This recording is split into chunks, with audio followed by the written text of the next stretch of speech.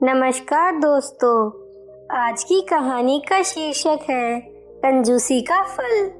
बहुत पुरानी बात है। किसी गांव में एक जमींदार रहता था। वह बहुत कंजूस था। वह अपने खेत जोतने के काम में जिसे रखता, वह कुछ समय बाद ही काम छोड़कर भाग जाता था, क्योंकि जमीन जोतना, बीज बोना, पानी देना, इन सब कामों के लिए वह केवल खाने भर को ही देता था। फसल कट जाने पर वह खाने को भी नहीं देता था। इस जमींदार की कंजूसी के बारे में सारे गांव में चर्चा थी। एक समय ऐसा आया कि उसे खेतों पर काम करने के लिए आदमी मिलना मुश्किल हो गए।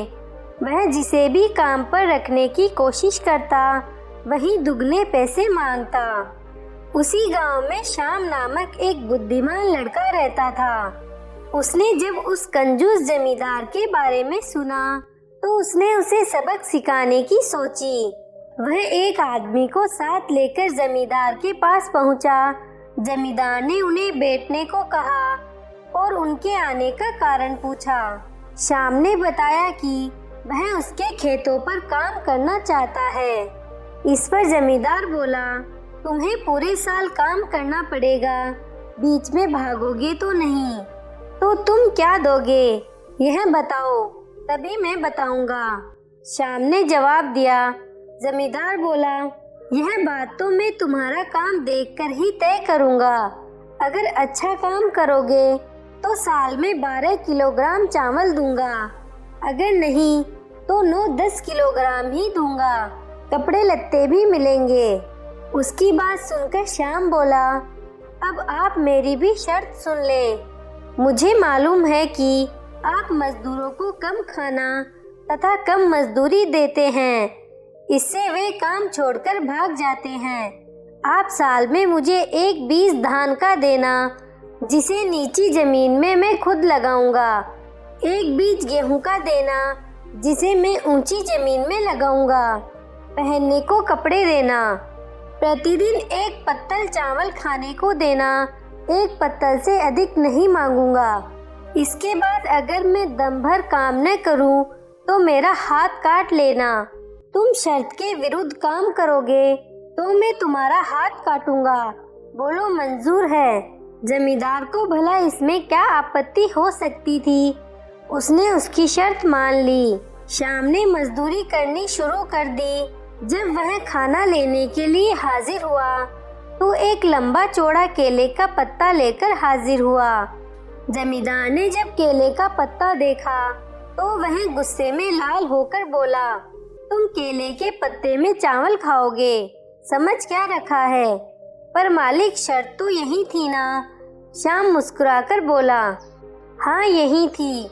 जमींदार ने झुंझलाकर उत्तर दिया। विवश होकर उसे केले के पत्ते में ही चावल देने पड़े। अब तो वह रोज ही केले के पत्ते में चावल खाता। रसोइये ने भी जमींदार से कहा, यह तो अजीब बात, चावल बनाते बनाते हालत खराब है। हुजूर, यह आप किस तरह के आदमी को पकड़ लाए हैं? 10-10 आदमियों के चावल अकेले ही खा जाता है। अरे 10 आदमियों के बराबर का काम भी तो करता है। जमींदार ने उत्तर दिया। यह बात सही थी कि श्याम काम में कोई कंजूसी नहीं करता था। वह सारे काम को अपने हाथों से पूरा करता। मजदूरी में वह एक गेहूं का दाना लेता।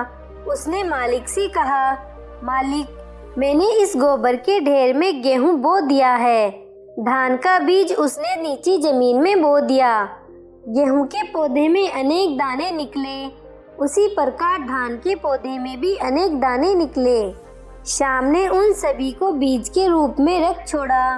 दूसरे साल भी धान व गेहूं के खूब पौधे हुए। इसके अलावा उसे मजदूरी के रूप में एक एक बीज अलग से मिला। उन बीजों को भी उसने अगले साल के लिए रख छोड़ा। धान बोने के लिए उसे शर्त के अनुसार नीची जमीन तथा गेहूं बोने के लिए ऊंची जमीन मिली। इस तरह 6 साल के अंदर मालिक के हाथों से सारी जमीन निकल गई। श्याम ने नीचे की जमीन पर धान के पौधे लगा रखे थे तथा ऊपर गेहूं के। अंत में जमींदार ने पंचायत के आगे जाकर शिकायत की। श्याम भी वहाँ हाजिर हुआ। गांव वालों ने श्याम को समझाते हुए कहा कि इस बार जमींदार को माफ कर दो, उसे खूब दंड मिला है। श्याम ने कहा, उन्होंने गरीबों को सताया है, उन्हें भरपेट खाना तक नहीं दिया, दंड तो इन्हें मिलना ही था। अरे नहीं, इनको थोड़ी सी जमीन तो दे ही दो, पंचों ने श्याम को समझाया। ठीक है, ये अपना हाथ काट दे, श्याम बोला। नहीं नहीं, मैं अपना हाथ नहीं काटूंगा, जमींदार बोला। श्याम को जमींदार पर दया आ गई, उसने आधी जमीन उसे दे दी। उस दिन से जमींदार एकदम बदल गया। अब वह सभी मजदूरों के साथ अच्छा व्यवहार करता तथा उन्हें भरपेट खाना और उचित मजदूरी देता। गांव के लोग श्याम की सूझबूझ की प्रशंसा किए नहीं थकते थे। आपको ये कहानी कैसी लगी, नीचे कमेंट करके ज़रूर बताइएगा। अगर आपको ये कहानी पसंद आई हो तो अपने दोस्तों के साथ ज़रूर शेयर करें और ऐसी ही प्यारी कहानियाँ सुनने के लिए हमारे YouTube चैनल को सब्सक्राइब करें। धन्यवाद।